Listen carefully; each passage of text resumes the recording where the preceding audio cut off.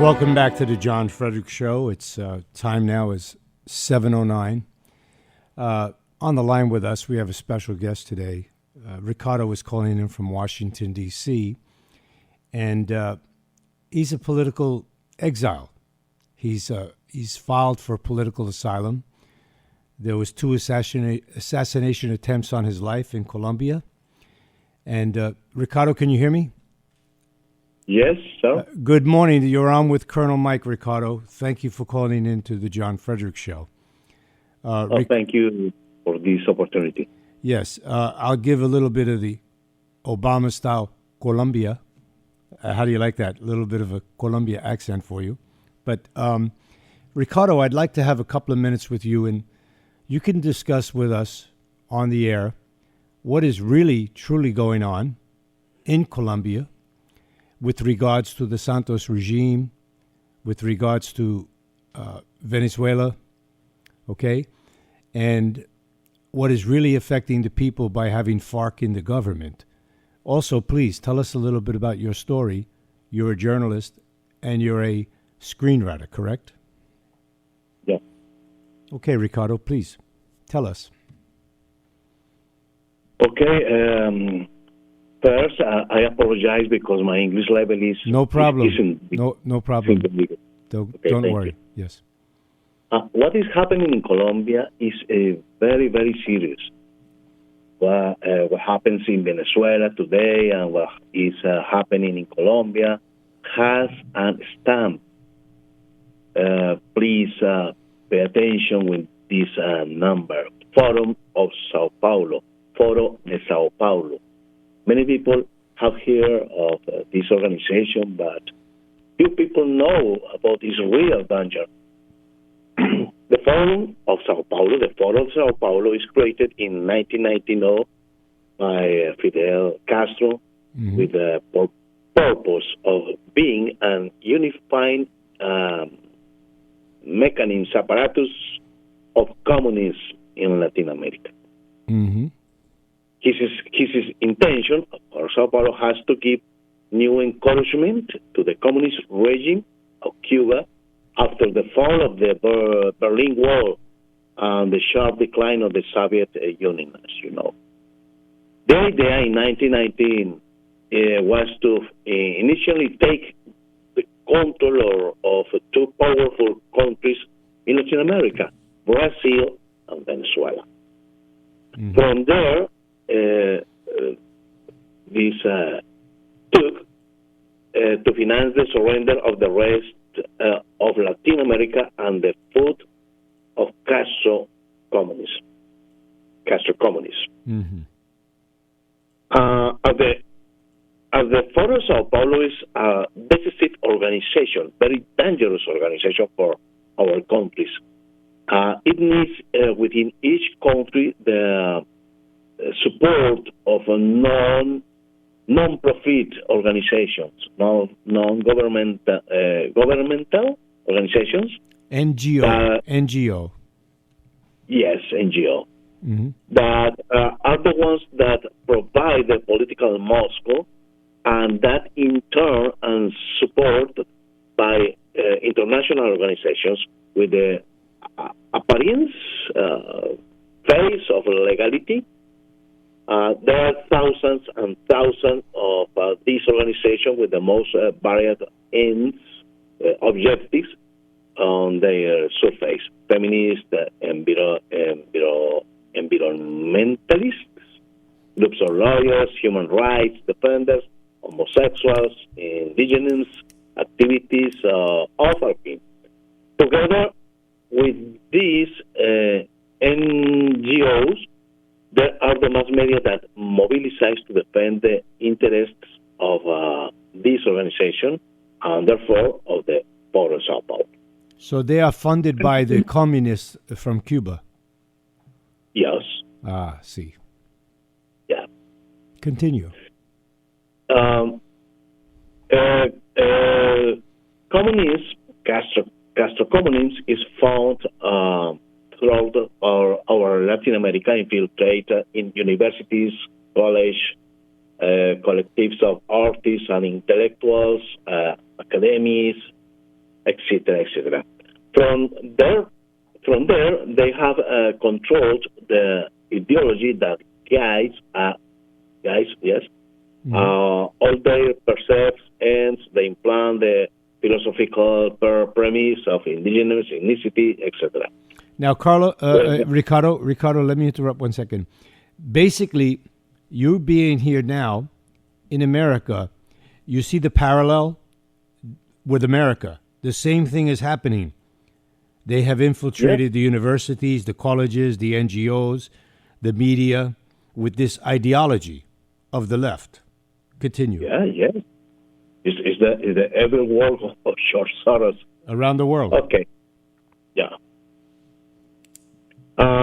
In 1992, the 1992 project, Foro Sao Paulo was created in 1990, and the first meeting was in 1992. Work for limited dominion sovereignty. Okay, is one of the objectives of Foro Sao Paulo. In December 1992, Human Rights Watch, financed by George Soros, etc., revealed a project they had been working on. It was called redefining sovereignty, redefining dominion power of countries, which says that sovereignty should not be a child behind with governments or armed groups.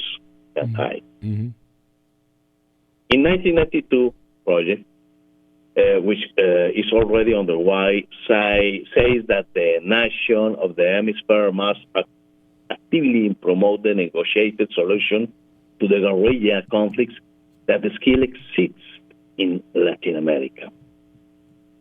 The model, dialogues and agreements and promote the impunity of terrorists in Colombia, Guatemala, Salvador, etc., and mechanisms to allow access to power with terrorists, allies, and members of the Sao Paulo Forum. This was during the Bush administration, correct? During those years, correct? Yes. Okay. It began during Bush. Yes. Yes. What was America's role?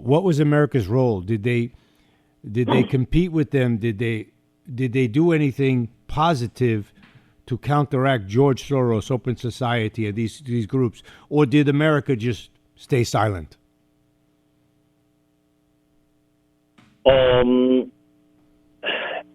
It's very, very difficult, this question, but it's incredible. But senators, Human Rights Watch is in America, senators, American senators, Congress.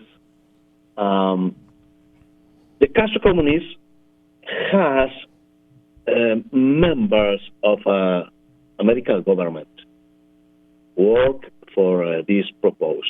Sure. Yeah.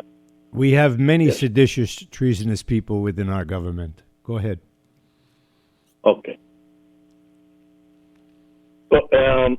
Castro Communists is found throughout our Latin America, infiltrate in universities. I say that. College, artists, for example. Colombia, for example, based its constitution of 1991, devised and carried out by the terrorists of the M19 led by Castro. In this exclusive premise, in order to create zones, regions where communists can act freely, mocking the sovereignty of nations. From there come the peasant reserve zones and the autonomous territories of the blacks, for example. Castro's ideology is the confluence of the left and terrorist groups throughout Ibero-America. That ideology is a mishmash of indigenous liberation theology, environmental defense, Yeah, this was very successful. This was very successful in Venezuela by propping up Chavez. Exactly. Mm-hmm. Yes. But all have in common the defense of Castro's Cuba. Mm-hmm. Members of the Sao Paulo Forum for Sao Paulo are ordered to hold demonstrations, Patriot March, exert international political pressure, and send financial aid to the Castro regime. Mm-hmm. Those who come to access organs of power in their respective countries also comply with the religious obligation. The financing of the Sao Paulo Forum, in the case of Colombia, comes from drug trafficking. There we have drugs. the poster of the FARC. Drugs. And this is created by, Ricardo, this is due to the vacuum during the Bush or the American administration under Bush. There was a vacuum. Nobody paid attention to Latin America. They were looking in the Middle East. So by not having a policy designed for Latin America, for Colombia, for Venezuela, for Panama, this created a bigger problem with the FARC, the drugs, the Chavez regime, again, all backed by Castro, correct? Yes, correct. Yeah. Yes. Mm-hmm.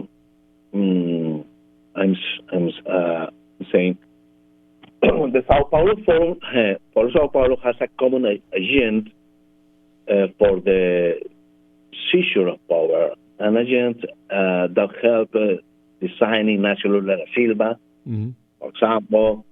So, admired by Enrique Capriles in Venezuela, opposition, false opposition. The agent consists of war for limited sovereignty, other facts. For example, peace negotiations is a principal point for the take of power. Mm-hmm.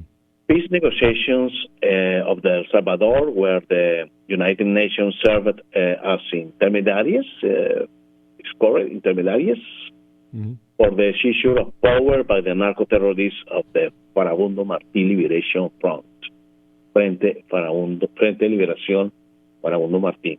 This is very important, Ricardo. People do not realize that this is narco-terrorism. It's not just drug dealing. It's not just drug mules. This is narco-terrorism. America failed deeply with this policy. Yes. Okay. Yeah. No, the American people ignore many things about that. Do you know what we spent last year in Colombia? Do you know what we spent? America's taxpayers spent $126 billion fighting narcotics in Colombia, right? And what are we getting for our money? We have narco-terrorists that are in the Congress in Colombia, the FARC that were given immunity, correct? In Colombia. Yes. Go ahead. Tell me. Waste of money. This is why many diplomats don't belong in the policy of being diplomats in embassies. They're just they're there to feather their nest, as we say in America. And the Santos regime has fooled pretty much the whole world. He's even gotten the Nobel Peace Prize, correct? Yes. And shaking hands with the FARC and then paying them off and putting them in the Congress. And basically this movement that you're talking about throughout South America was totally anti-industrialist, anti-growth and capitalist. It was a social communist movement, correct? Mm-hmm. Yes. Oh, continue, sir. Okay, I want to speak to tell you about one organization that have a relationship with the Forum of Sao Paulo. In Colombia, there is a foundation called Fundación Buen Gobierno. Which translated mean, what does that mean translated? The Good Government Foundation. Okay. This organization has been created as another instrument to serve the purpose of acting jointly with the Port of Sao Paulo. Mm-hmm. Fundación Buen Gobierno, Good Government Foundation, is working to strengthen communities in Latin America without having the financial help of the disappeared Soviet Union. Therefore, as an ideological backdrop, assumes the postulates of the third way. Do you know what's the third way from Blair in the United Kingdom? Do you know third way? Mm-hmm. Tercera vía? Mm-hmm. Yeah? Yes. Third way is the principle of the implementation of the deception of Lenin, who says that in the early stages of the implementation of the communist regime, it is necessary to attract entrepreneurs, companies, and investors, telling them that socialist goals can be combined with the free market. Yes. Yes. Yeah. This is what's going on in America today, Ricardo. This is exactly what's going on in America today. Yes. This is the ideology, for example, of the candidate of Álvaro Uribe in Colombia is called Iván Duque. Mm-hmm. And this is the ideology the Juan Manuel Santos, the current President Santos. Yes.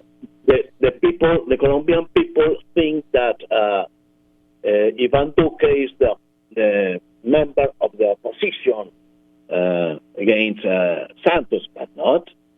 It's the same team. It's the same thing. Mm-hmm, mm-hmm. Listen, Ricardo, I don't want to cut you off, but we're coming down to the last 30 seconds or minute. I want to have you back again in the future. You're giving us very good information. I thank you for coming on. We will invite you back on the show again, and we'll communicate on more information on what's going on, what's really going on in Colombia with the social communists through Cuba, Venezuela, into Panama, and to Central America. And this is what's happening with the invasion, the caravan coming from Central America to Mexico to get into America. And again, backed by none other than the son of Satan, George Soros. Ricardo, thank you so much for being on the John Fredericks Show. Thank you very much. Okay. Thank you, sir.